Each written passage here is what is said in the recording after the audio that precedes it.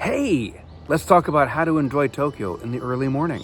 I mean, how I do it anyway.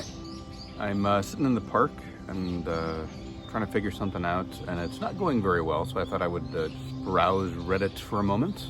And, I often see questions related to Japan on Reddit that I figure, why not chime in and help? This is basically a test, just an idea. I want to see what happens if I take questions from Reddit and other places and answer them here for the general public, right? And so this is from the Japan Travel Tips subreddit by user Stage Drowning, I don't know. And they ask, I arrived in Tokyo a few days ago and living the dream. What is the best way to take advantage of jet lag and enjoy the city between 6 and 9 a.m.? Any early coffee shops to recommend in Shibuya? Places to go walk that will get too crowded later? What do you like to do before the city wakes up? Thank you. Unsurprisingly, my main suggestion is to go get lost, basically. Same thing I would recommend for any time of day.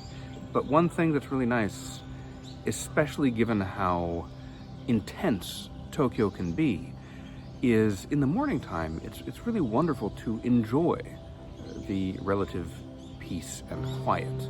And so if you find yourself up early in Tokyo, there's a lot of good things you can do. Yeah, there's coffee shops that open early, there's places you can go that, are gonna get busy later in the day, and that's great. Yeah, so like for example, if you want to go see Sensoji, which is I think the busiest tourist attraction in the entire country, go early, as early as you can. Basically, it's quiet, it's nice, it's a much more pleasant place to be than later on.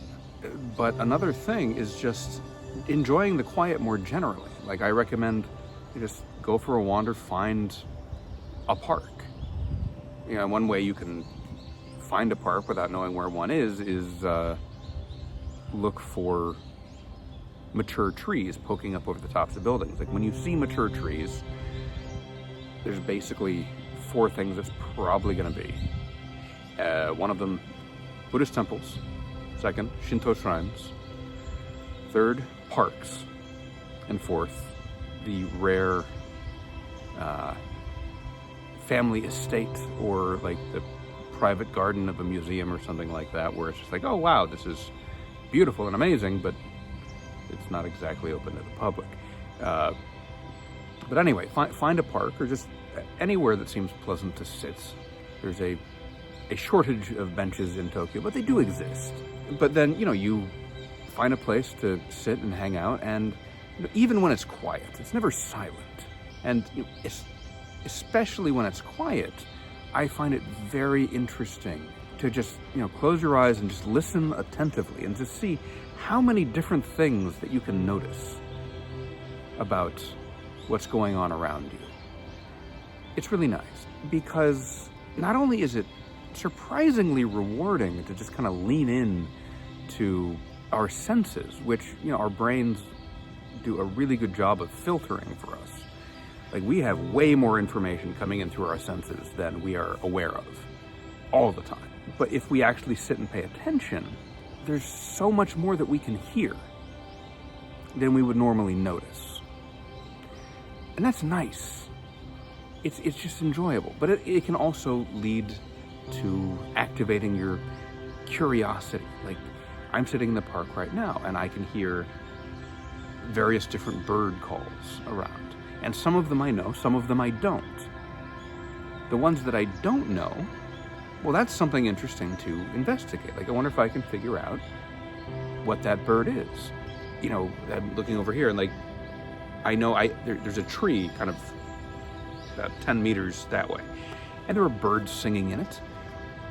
I have no idea what it is, and it's a little too far, and the birds are a little too obscured for me to really be able to identify them by sight. I just can't really see them from here. And so that makes it more of a challenge, but it also means that when I finish recording this, I might go over there and see, like, oh, can I get a look at whatever that bird is? And then I can investigate it, and that's fun. That's interesting. Then I know what that sound means. You know, I can also hear about a kilometer away, maybe a little less, is a really busy rail corridor, and I can hear the trains passing. You know, I can occasionally hear a car driving by.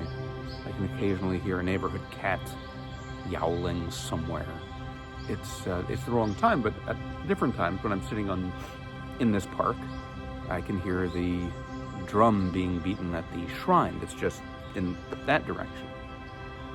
And I can hear people talking. There's a young mother with her little toddler over there, and they're playing together, and I can hear the little kid laughing, and it's delightful.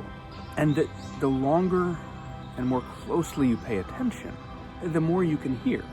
And this is, by the way, this is not just something that I do with my ears. I also, like, I have in my bag a field recorder and a, windjammer for it, because I find this so fascinating that I will just sit down and record in situations where it's like, well, what are you even recording? It's like, well, I don't know yet, because it's interesting to pay attention. And so, yeah, there's lots of things that you can do that are very interesting to do in Tokyo or anywhere else early in the morning.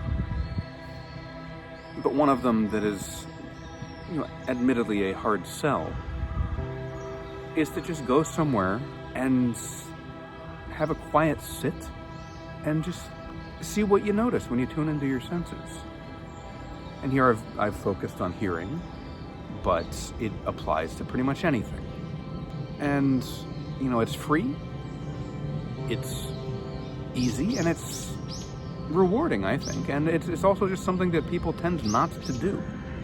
So that's my suggestion. All right, I'm going to wrap this up. Thank you for watching. Have a wonderful day.